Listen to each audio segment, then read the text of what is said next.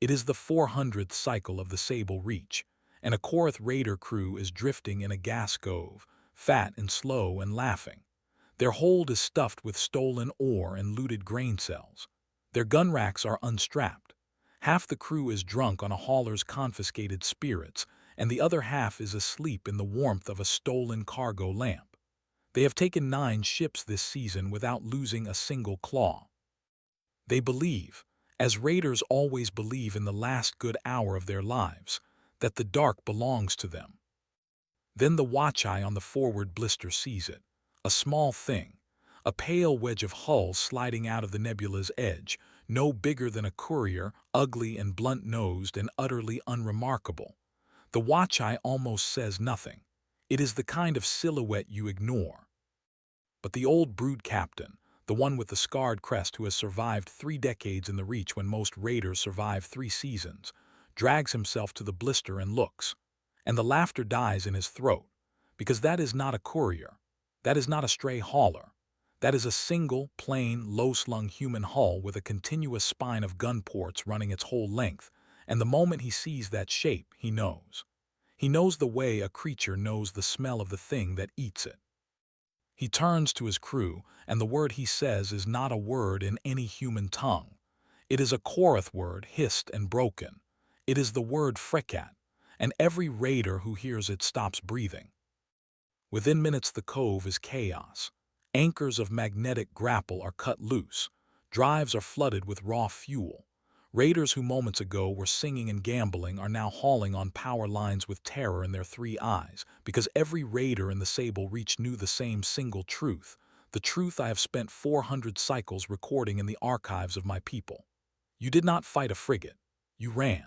And if the frigate had your scent and your heading, you very probably died anyway. I am an archivist of the Veil. We do not raid and we do not conquer. We remember. And of all the things I have set down in the long memory of my kind, few are stranger than this, that the small, unloved human ship class the Korath came to call the Frigate broke the back of the greatest age of piracy the frontier ever knew. This is the story of that ship. It is the story of the vessel that ran down the Red Maw at the Fortress Cove. The vessel that caught Tharn the Untaken at the Dead Comet and put the first shot through his throat.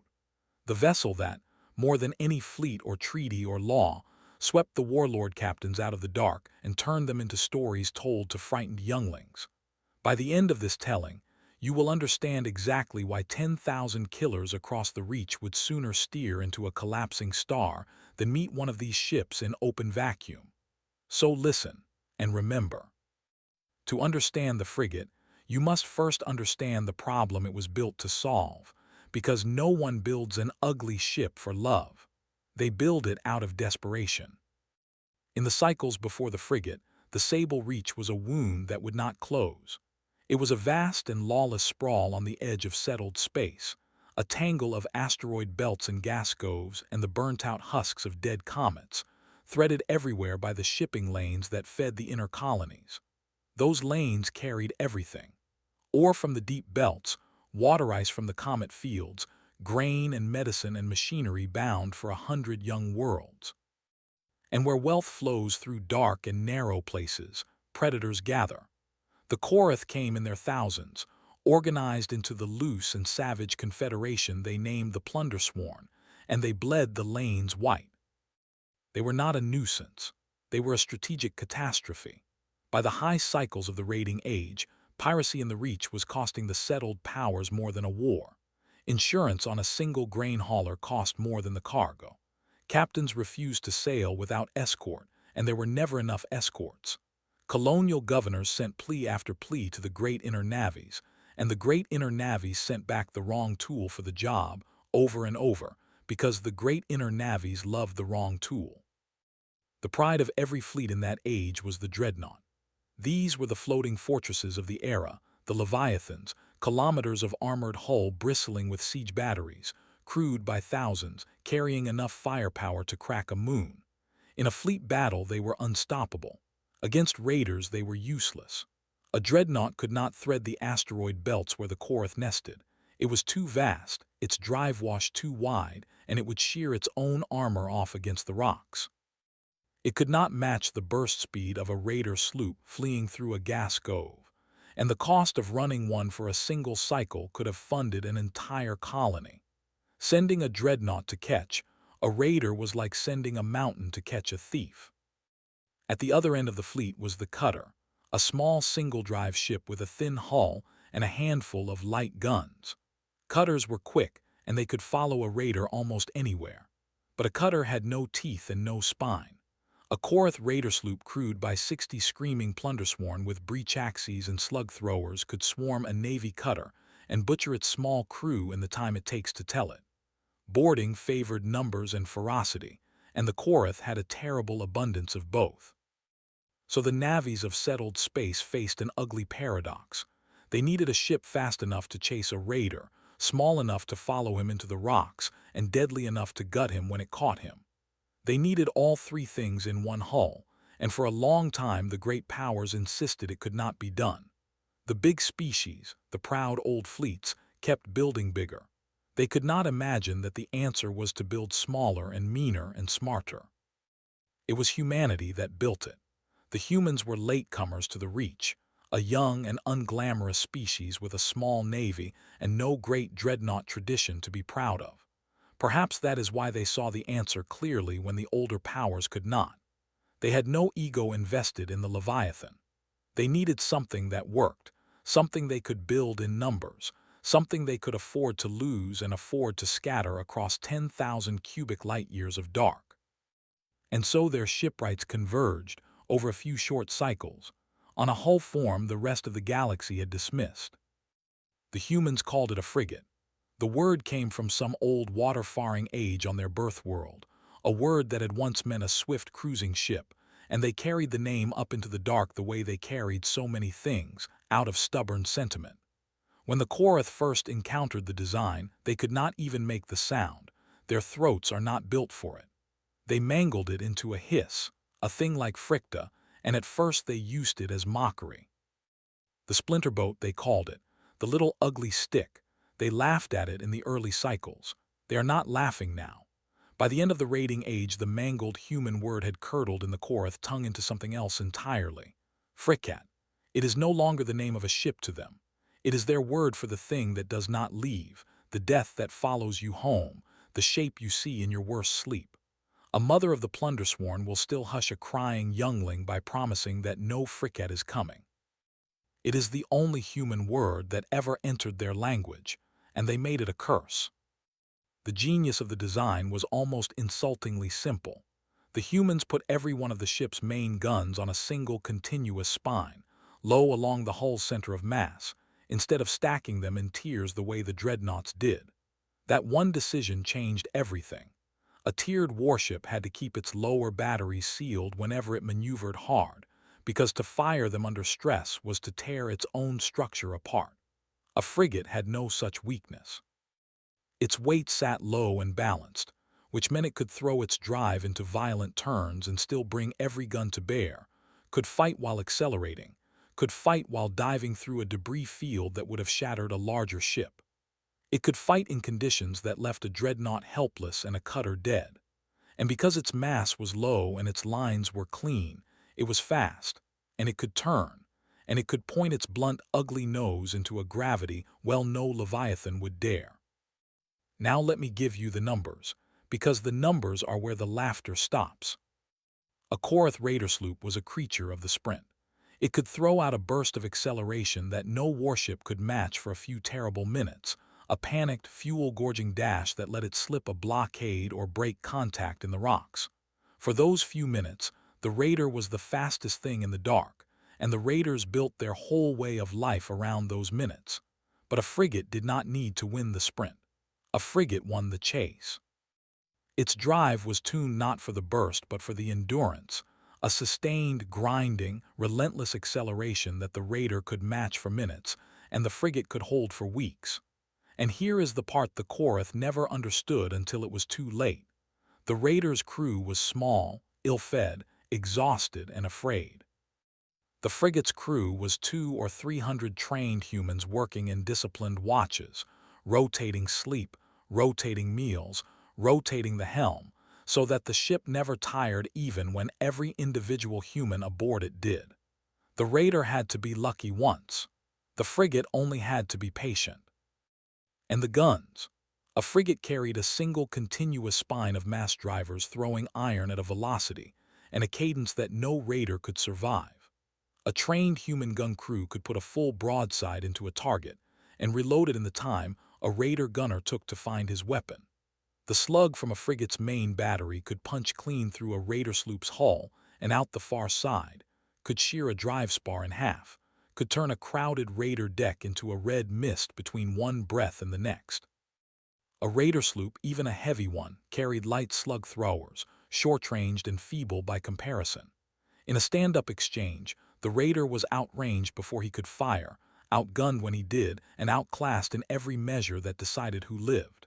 The arithmetic was so brutal that any warlord who understood it would never, ever accept battle on those terms, which is precisely why the raiders ran, and which is precisely why the frigate was built, body and soul, to run them down. The frigate squadrons of the human navy were the spearhead of the long war against the plunder sworn, and they hunted from forward stations strung along the edge of the reach. The ships became names the raiders spat with hatred, and two hunts above all others passed into the long memory of the dark. The first was the killing of the Red Maw. Brood Captain S. Sarvak the Red Maw was the terror of the inner belts, a warlord whose name alone could make a hauler captain surrender without a shot. He had butchered more crews than anyone had bothered to count, and he had taken to hiding his stolen fortune in a fortress cove, a dead asteroid hollowed into a den, ringed with guns, reachable only through a twisting throat of rock that no proper warship could enter. He believed himself untouchable there. He was wrong, but only because of a human named Tamaz Reyes. Reyes was a junior commander, not a famous one, given two stripped-down boarding boats and a hard crew drawn from the frigates that could not themselves fit through the throat. He took those small boats into the fortress cove in the dead hours, slow and dark and silent. The Red Maw met him with the ferocity that had kept him alive for 30 cycles, and his first volley killed 20 of Reyes' people in a single flash. But Reyes had hidden the rest of his crew below the boarding boat's deck, and when the Red Maw's raiders swarmed across onto what they believed was a crippled and emptied vessel, the humans came up out of the dark all at once and overwhelmed them. The Red Maw himself died on that deck with a dozen wounds in him, fighting to the last. They carried his crest back to the forward station as proof, and the message it sent to every raider in the Reach was carved into the dark itself. The humans were coming, they were patient, and they would come into your den to do it. The second hunt broke the age. Its target was Overlord Tharn, called Tharn the Untaken and Tharn Goldskill, the most successful raider the Reach had ever produced. He had taken more than 400 ships in his career. He commanded a war flotilla led by his own flagship, a thing of stolen armor and looted guns crewed by more than 150 plundersworn, and by every measure he was beyond the reach of any single warship. Except that a human captain named Adiz Okonkwo had been hunting him across half the Reach for 100 days. Okonkwo found him anchored at a dead comet refueling with his flotilla scattered loose around him. She did not charge. She came in under a false transponder, painted as a fat and stupid hauler, a tempting morsel limping through the dark. Tharn, drunk on a captured cargo of inner-world wine and certain of his own legend, sent one of his consorts out to take the easy prey. Okonkwo led that consort out beyond the sight of the flotilla, ran out her guns, dropped the false colors, and took it. Then she came back for Tharn himself. She caught his flagship trying to run on the morning of the 101st day.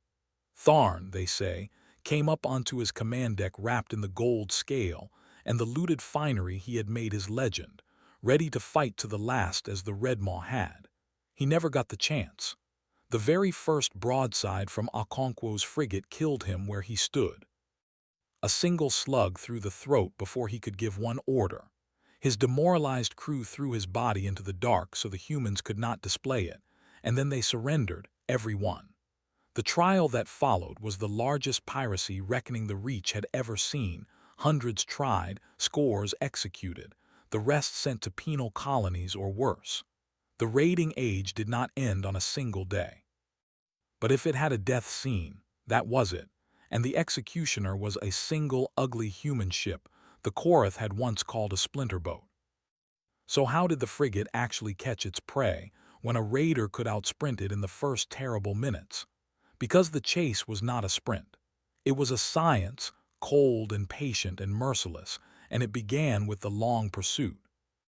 A raider in open vacuum had his burst, and he used it, and for a few minutes he opened the distance and his crew dared to hope.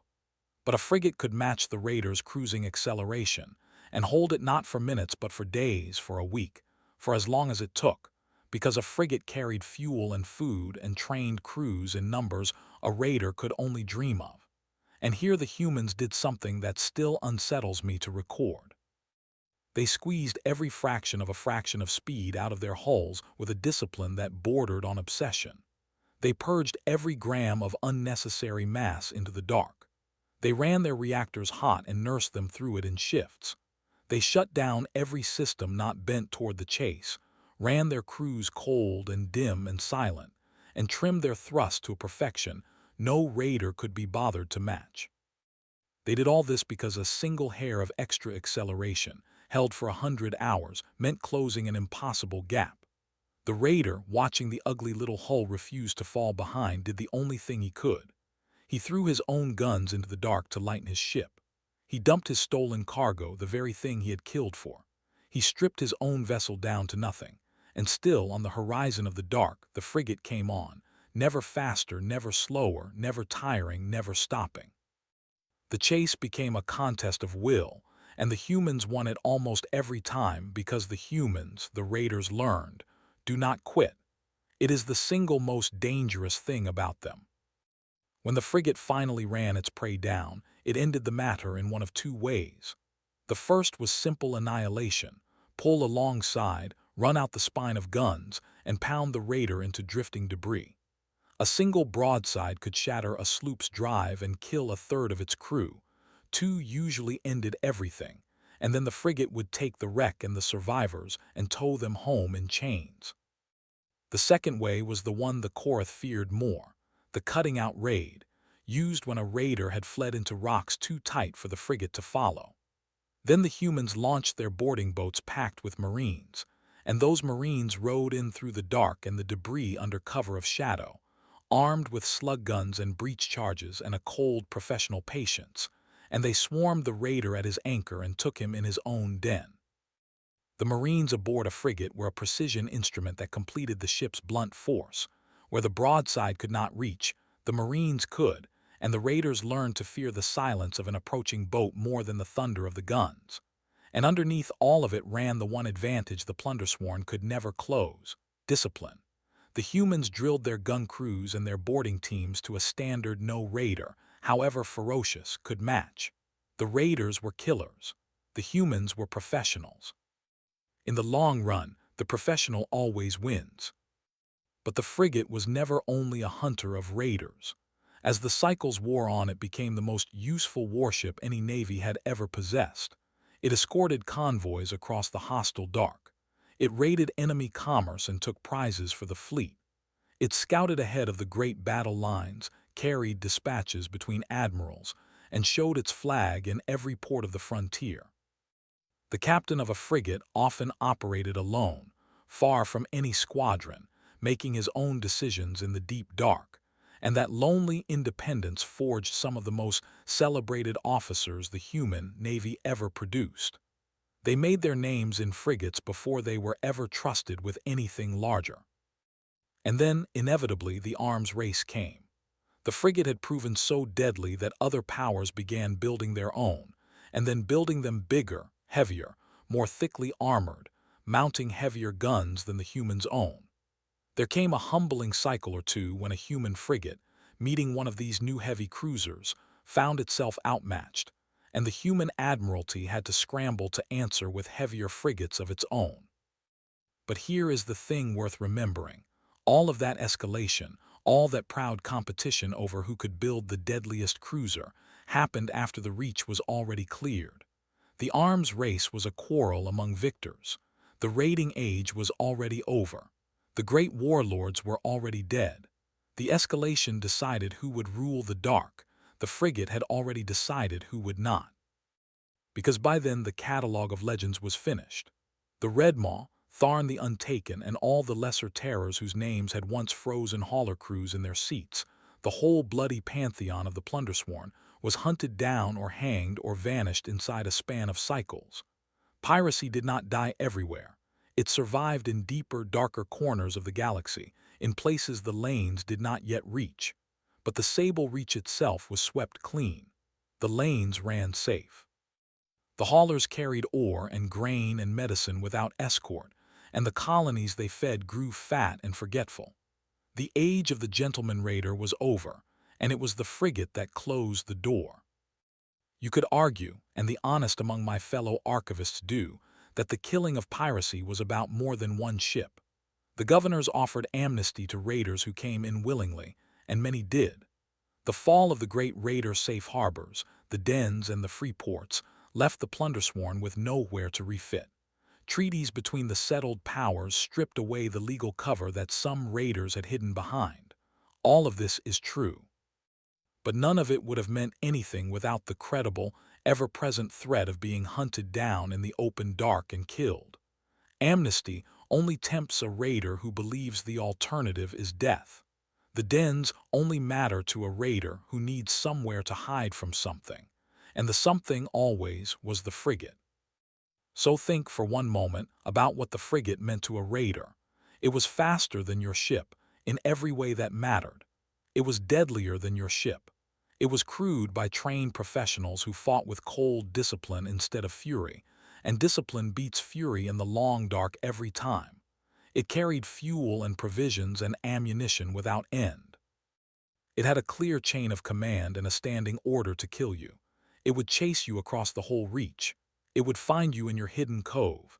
It would shatter your sloop with its broadsides, board your deck with its marines, drag your survivors home in chains, and watch you die under the law. There was no escape from it, not truly.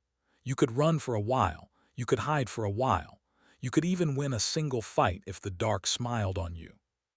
But the human navy had hundreds of frigates and you had one ship, and the arithmetic of that was as hopeless as anything in the universe. The raiders never quite grasped, until the end, that they were not fighting a ship. They were fighting an idea that would not tire and would not quit, an idea the humans had simply decided to build into hull after hull after hull. That, more than any single broadside, is what broke them. The age of the sailing frigate ended, as all ages do, when the technology beneath it changed. New drives and new sciences transformed warfare in the dark, and the lean human cruisers that had hunted the Plundersworn slipped, one by one, into the long memory where I keep them. But the name did not die. In every fleet of the settled galaxy today, you will find ships called frigates. They are nothing like the old hulls. They carry weapons and intelligences and capabilities the shipwrights of the raiding age could not have dreamed. They share with their ancestors not one bolt of common technology, but they share a name, and they share a role. They are the fast, flexible, hard-hitting cruisers that do the everyday, unglamorous work of keeping the dark safe, the descendants of the ship that ended the greatest age of piracy the frontier ever knew. And if you travel now to the old human home fleet, you can still see one of the ancestors. They have kept one. It hangs in honored dock, the oldest commissioned warship still afloat among them, a small and ugly and blunt-nosed hull that looks like nothing at all. Younglings of a dozen species drift through its corridors and touch its cold guns. Old veterans salute its flag. And if you are quiet, and you let the great memory of the dark settle over you, you can almost feel the echo of an age when ships like it ran down warlords across the open vacuum, when a silhouette on the edge of a nebula could mean salvation or death depending on whose colors it carried. Here is the cruel and lovely irony, the thing I have come at last to understand in 400 cycles of remembering. The raiders are immortal. Sarvok the Red Maw and Tharn the Untaken and all their bloody kind live forever in the stories younglings tell each other in the dark, glamorous and terrible and free. They are legends. And the ship that beat them, the ship that broke them, the ship that swept their whole world out of the dark, is half forgotten outside the dry archives of my people. The monsters are remembered. The thing that killed the monsters is not. That is how it always goes, with the disciplined and the unglamorous few who buy safety for the careless many. They do the work, and the work outlives them, and then the work is forgotten because forgetting is the very peace they purchased. But the Korath have not forgotten. They cannot. They carry the memory in the one human word that ever entered their tongue, the word they once used to mock a splinter boat and now use to frighten their children. Frigate, the thing that does not leave, the death that follows you home. They made it a curse because it was the truest word they knew, and a curse in the end is only a memory that still hurts. The frigate is gone. The frigate is everywhere. The technology has changed beyond all recognition, and the mission has not changed at all. Out there, right now, on the edge of some new and lawless dark, a small, ugly hull is holding a steady, patient acceleration behind something that thought it could run. It will not tire. It will not quit. It is doing the same work the old hulls did at the Fortress Cove and the Dead Comet. The work of fast, well-armed, disciplined ships keeping the lanes safe for everyone who will never know their names. The frigate is still the answer. It always was.